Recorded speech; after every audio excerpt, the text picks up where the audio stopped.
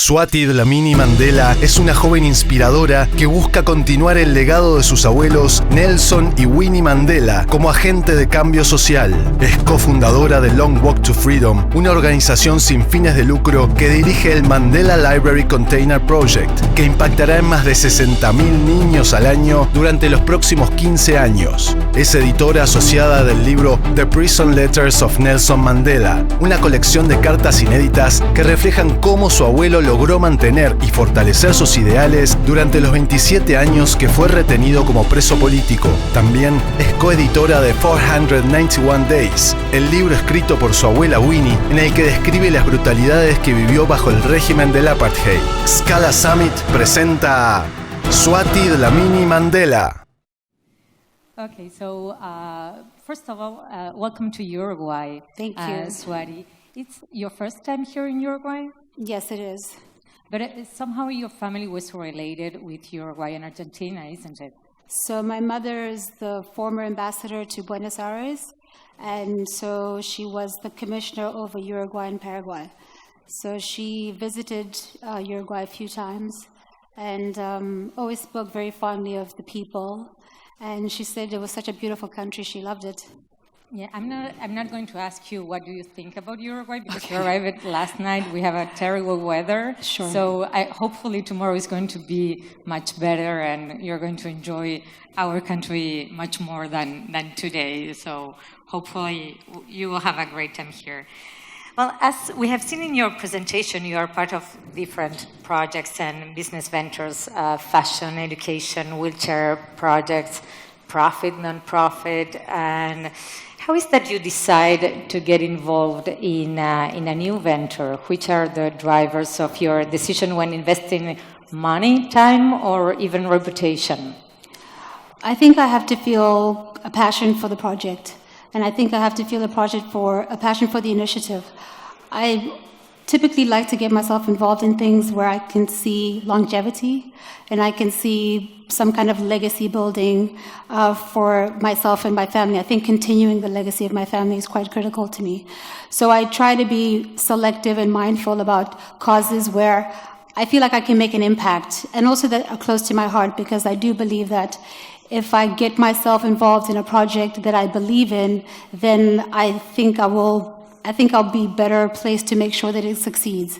And I think more so if I'm lending my name to a project, then I have to be very careful what that project is, because the last thing I want to do is be irresponsible with the legacy that I've been given. And I don't get it right all the time. I've made many mistakes. But I think over the years I've learned to identify the things that perhaps will be potentially good for me and the brand and my business, as opposed to not.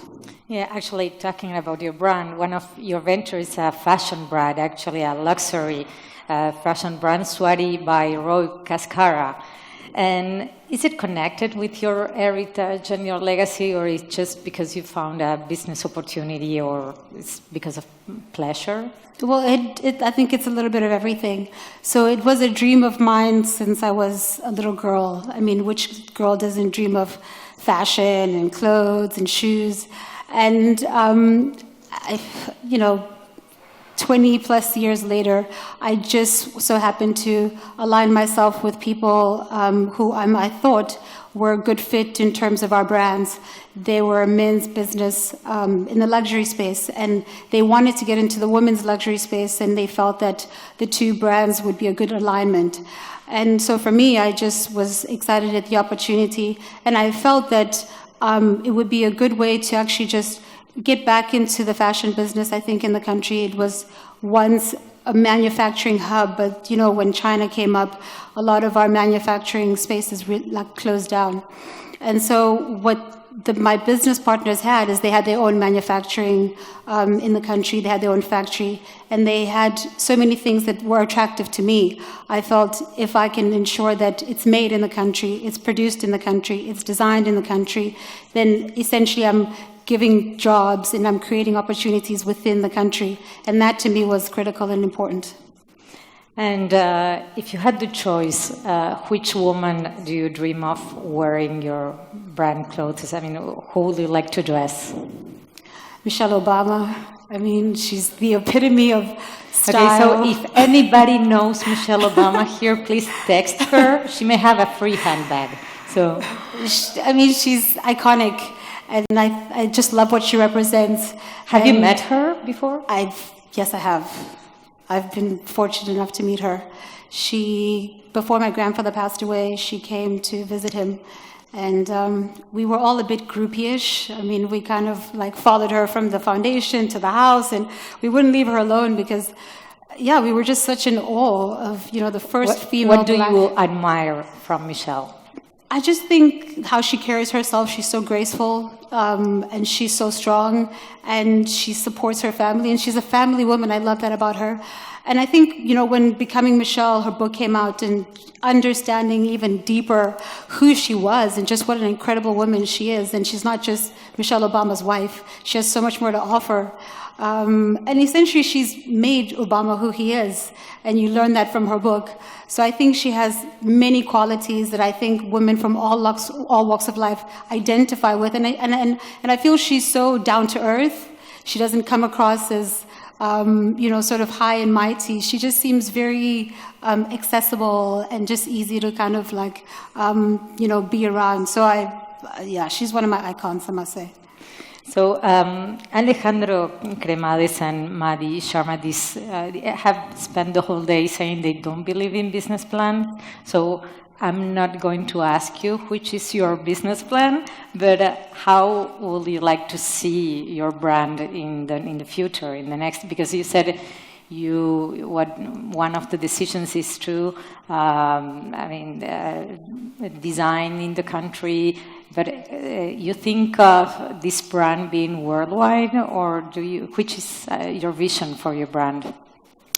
Well, I think when we all set out to start businesses, we kind of feel like the sky is the limit, and we want to see our brands reach, beyond anything that we could ever dream. And sometimes it doesn't work out that way. And I think along the process, you have to redefine things as they go along, depending on wherever the journey is taking you. And within my fashion brand, the journey is taking me to places that I couldn't predict and I couldn't see. So I've kind of had to regroup and go back to the drawing board in terms of what my initial vision was, and what I initially wanted to create, which was a Swati store in the footprint of the world. But it may not get there, and I'm okay with that now. Before I wasn't, but now I'm okay. I kind of just feel like if I can have a brand that sustains itself for a long time to come, and even if it's a bit smaller as opposed to a global footprint, then I have to be okay with that. If that's what it's meant to achieve, then I have to be fine. And I've kind of made that peace. If it's just within South Africa, I'm okay with that. Because I understand that sometimes we have ideas and we have visions and we want things to work out in a certain way, and they just don't, for whatever reason. Not because I don't have the drive or the passion or the resource, it's just for some reason things don't end up the way that you want them to. But yes, my ultimate goal, dream would be to see my brand all across the world. And I think for an African brand to reach that kind of success would be incredible. There's some who have, and I'm so incredibly proud of seeing Africans really sort of come in the forefront when it comes to fashion. I think, there are Nigerian artists who are doing incredible, beautiful things, and they're making a footprint across the world. And if I could emulate that at some stage, I would be very happy to. And talking about South Africa, I don't have the pleasure, I've never been there. So what would you tell me about your country, your people, and its culture? Well, I think it's a very interesting country. I think it's a very rich, diverse country. I think, the dawn of democracy was an extremely exciting time for us.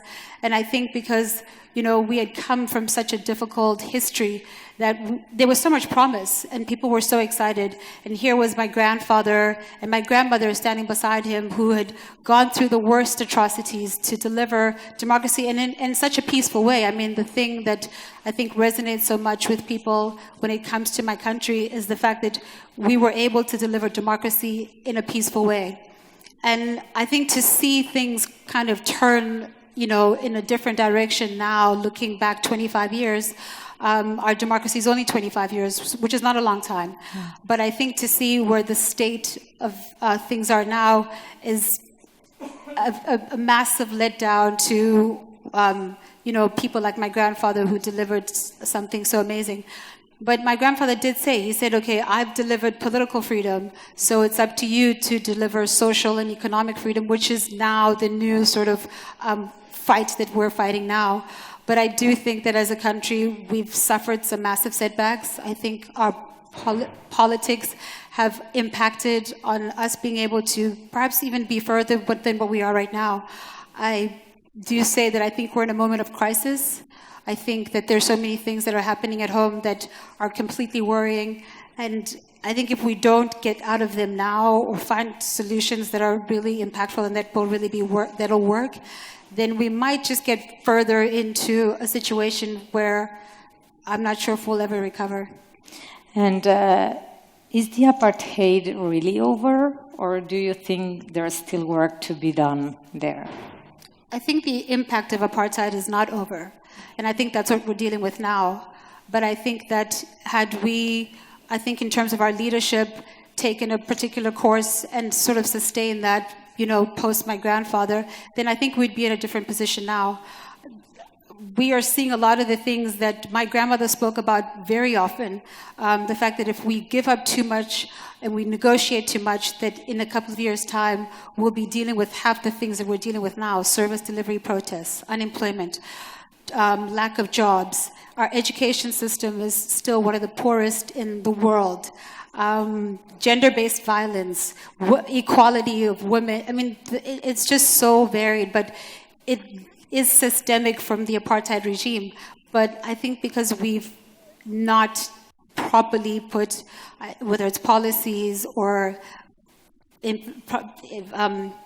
programs and institutions that actually fundamentally do work, then we're kind of stuck. We really just haven't really moved too much, as opposed to like, okay, we have democracy, but so what? And do you think your grandparents will be proud of South Africa as it is today? Well, I'm not proud of South Africa as it is today. I can't speak for my grandparents, but I certainly don't sit here and say that I'm proud of it. And I feel it's hurtful to see what's happening now, because when I heard my grandmother tell her story about what she went through to deliver it, what my grandfather did to deliver it, and this is what we're seeing now, I become very disillusioned, and I become very disappointed in where we've come, because we were given so much at the promise of democracy. It literally was sort of handed to us on a silver platter, and I just kind of feel like we're going in a very problematic direction. And talking about your voice, as a global woman with a worldwide vision and a powerful voice, do you think we are on a good track on women empowerment? I just think that we need more competent women leaders. I would love to have seen the first Black female president in my country. I think that women would have the ability to really take us out of what we're seeing now. I have no issues with patriarchy, but I think that there are many failings, and I think that the opportunity for women to lead is something that we should seriously consider. But it has to be the right woman. I don't just think that you can just put any woman in that position. I think it would have to be the right one. And do you agree with quotas, for example? Do I agree with? Quotas, with a percentage of women that have to be in a certain position, for example, in politics or in a parliament, or? I think we can always be better. That's my take. I just feel like there's always a space and a place to be better. And I think that we need to be far more inclusive. I don't think we're inclusive enough. And I don't know what the fears are behind being able to bolster and push women in the right places. But I would love to see more women leading.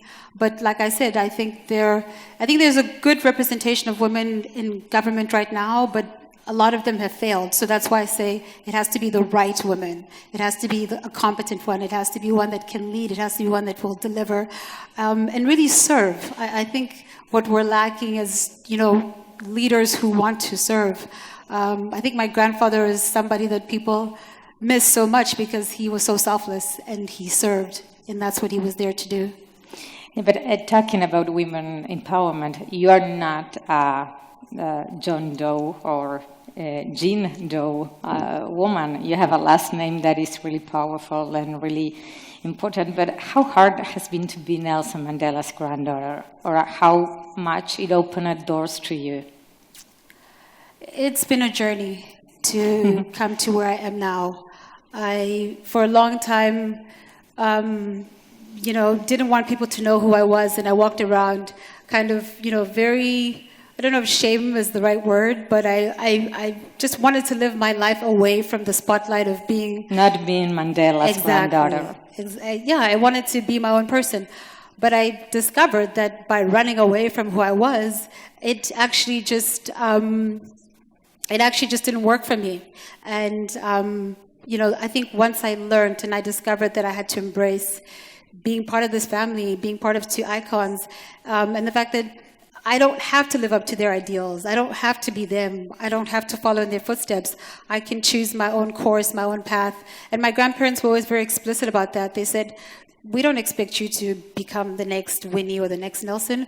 We expect you to be the best in whatever it is that you decide to do and whatever it is that you choose to do. However, they were very, they made us, they ensured that we were responsible with our legacy. So they said, yes, okay, fine, you can choose and be whatever you want, but be mindful about who you are. And when you step out and you're out in the world, understand that you're representing this family. And so I think for a long time that was a great responsibility, but now I've just embraced it.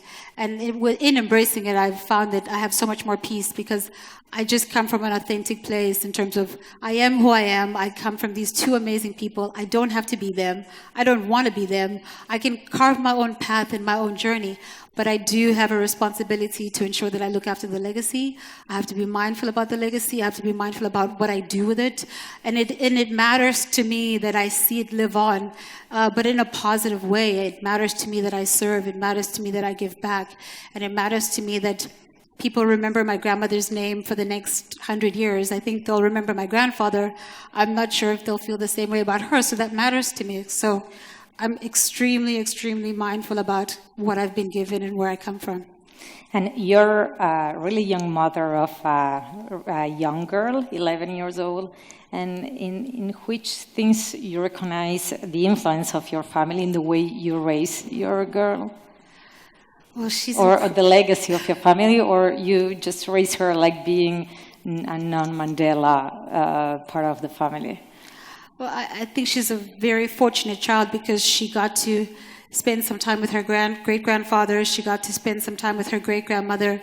And, she learned it from them and she saw it from them. I didn't really have to teach her much because I think she understood from quite early that she comes from this very important family. But I never made it about that. I think, yes, be careful and be mindful about who you are, but at the same time, it doesn't define you at all. She must choose her own path and she must choose her own course in life.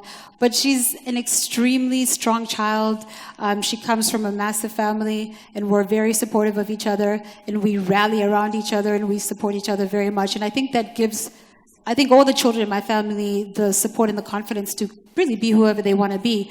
But we don't say you're a Mandela and therefore you're better than anybody at all. I don't promote that in any kind of way. I teach her to treat people equally. I treat her to say hello to everyone, whether it's the maid or it's the security guard or it's her teacher. I teach her those things because those are the values that my mother taught me. And my grandfather was that person. He would literally stop and greet every single person, from the person who was the cleaner to the person who was the president. He gave everybody the same respect, and I admired that about him, and I think that levels the playing field in terms of how you treat people and how you go out into the world. So I definitely try and teach my child that. Everybody is equal, whether you're president or whether you're the cleaner. We are all, and I think that makes her more mindful about how she treats people and how she conducts herself in the world. And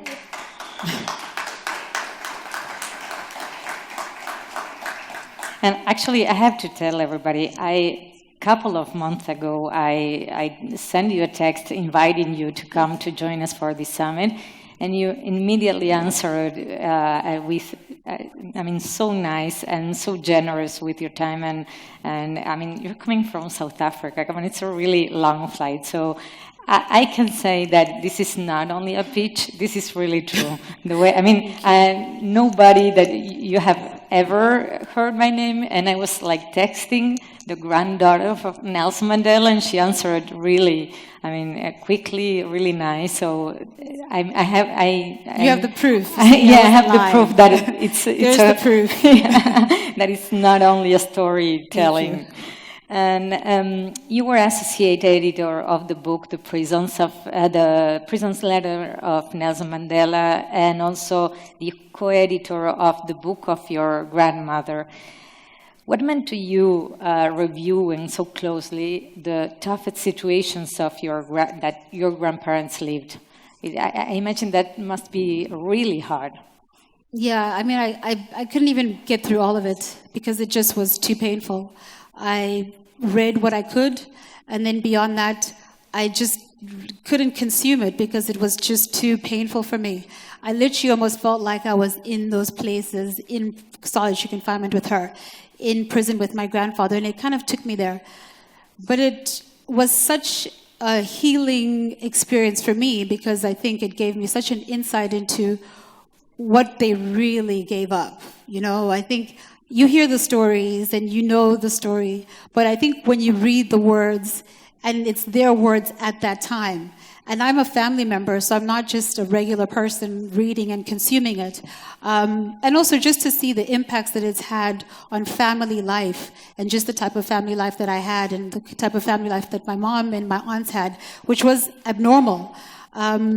And understanding what they gave up in order for us to have what we have, at the suffering of family life, I think I became more compassionate towards my grandparents because for a long time I was quite resentful. I was like, why? Why did you choose this? Why not just choose family life and give up the struggle? But I think once I was able to go into the material and really understood what it meant to them and that they... it's incredible what they were able to do and what they gave up so much, and just the pain and the violence and the brutality of it. Like I said, I couldn't even finish most. I probably read about 30-40% of it, and the rest of it I just couldn't read because I would literally just sob and cry and cry and cry. But it was extremely cathartic. It was extremely healing. And I remember even calling my grandmother, and I just was like, thank you. And I was just like, I'm sorry, I didn't even really understand the depth that you went to really deliver and give us what we have, what I enjoy now. My grandfather was late by the time I was involved in the prison letters, so I couldn't say the same thing to him.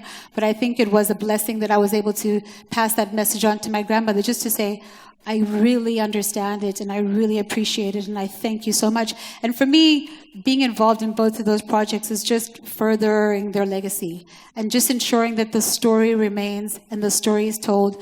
And why I chose those two projects was because it's their words, it's their time, it's not a reflection or anything like that. It was written then. And so children, young people, if you forget where you come from, you can pick up these letters and you can read and you can understand what it is that was given up for you and what it is that you have, and really kind of appreciate it, which is what it gave me. It gave me an immense appreciation for my grandparents. And not just them, I think it also gave me an appreciation for all the other men, all the other women who lost families, lost their lives, gave up so much. And I just understood my freedom, and I really was so grateful for it. And actually, everybody knows your grandfather, but at least in this part of the world, not so many people knows your grandmother, Winnie. And you talk a lot about her. I saw in previous interviews and videos, actually, you're co-editor of her book. And especially all the difficulties she went through in the same period of time. What did you discover from your grandmother while editing her book? I discovered that, I always saw her as this very strong women, and I just always saw her as this sort of larger-than-life figure. But I think I discovered the vulnerabilities and the pain and the suffering, and I think I had to have compassion towards that, because that's a side that my grandmother never showed us. You know, she always wanted us to see her as strong and together and keeping everything together, because she was the mother, she was the father, she was the grandfather, she was an activist, she was a politician, she was all these things. She was the breadwinner, she was making us breakfast in the morning, driving us to school with a gun in her bag and coming home to fight she just encompassed so much. But I think the vulnerable side of her was what I was able to see and to appreciate. And I think to give that part of her self-recognition, because I don't think she gave it to herself, and certainly people didn't give it to her. So I think as a granddaughter, to be able to say to her, I get it, I know what you went through, and I thank you, and I appreciate it, and I don't want you to think that it was in vain. And my publishing this and putting this material out for people to read will allow other people to hear your story and to really understand what you went through, because my grandfather's story is told across the world. Everybody knows his story. And everybody is so protective of his legacy and his story. God forbid you should say anything negative about my grandfather. People will come down on you so hard, even for me. But it's more so for my grandmother. But for me, I don't have the luxury to say, oh, I love my grandmother more than I love my grandfather, or vice versa. I don't. Those are both my grandparents whom I love deeply. But more so, my grandmother was a person who raised me, and I saw her do it all. And I think the Ahmad Kathrada, who wrote the foreword for the book, he said, we were on Robben Island. We were pretty much protected from, the apartheid government. And he was like, we have to acknowledge the ones who were out fighting, like Winnie. She fought every single day. She was fighting the system every day. And for being a mom and being a grandmother and not having a job, and not being popular, and her own family members not wanting to be associated with her, neighbors not wanting to be associated with her, constant harassment. Because Mandelas were not always so popular in that time. That must be a really hard period of time for your grandmother, because now we all think of Mandela and it's really, we feel admiration, but there was a time that it was not so, not everybody wanted to be related with the Mandelas. So I imagine that must be really hard for your grandmother. Yeah, my mother always remarks, she says, people seem to forget that it was only popular to be a Mandela 25 years ago. For the most part of our lives, people didn't want to be associated with us. Our neighbors, even family members, didn't want to have anything to do with us. And for my grandmother, this was her life. But I don't know, if you met the woman, you would literally see a person who would do it again. She said, if I was given the opportunity to do it again, I would do it exactly the same. She was like, I would not change a single thing. And I suppose it's the whole thing of behind every strong man is an even stronger woman. And for me, my grandmother was the epitome of that. She ensured that my grandfather's name, Robben Island leaders, the ANC, stayed alive. If she hadn't been fighting and giving her life, the ANC may have disappeared into oblivion. My grandfather was placed on Robben Island with all the other prisoners to be forgotten about, to die there. They literally were.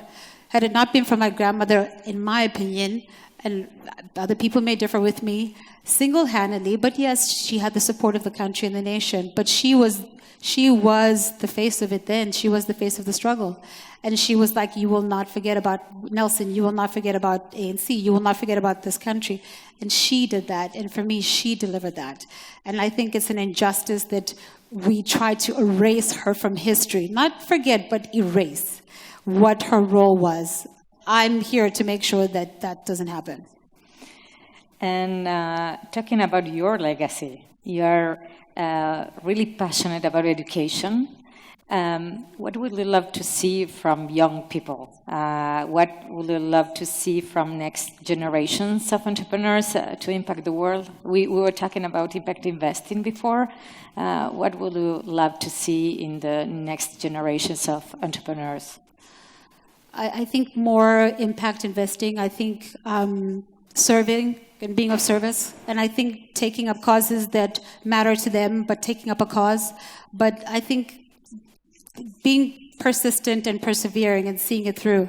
I think not because it's cool for the moment, and that's what's trending right now. That's why I always say I think it's vital that you choose something that's important to you, because I think you'll see it through a whole lot better than it's popular right now, and then tomorrow it's not going to be popular. So I would implore young people to take up some sort of cause, whatever it is. You know, mine is education. That's what matters to me. But that might not be what matters to them. It might be climate change. I'm not sure. But I do feel like if we really want to see things change, if we really want to see things shift, if we really want to see things move forward, then we all have to be the change that I mean, it sounds cliche, but there's no other way to put it. Then we all have to be the change that we want to see. And what do you think we have to do to support those entrepreneurs, those young entrepreneurs? I think exactly what you're doing at the summit.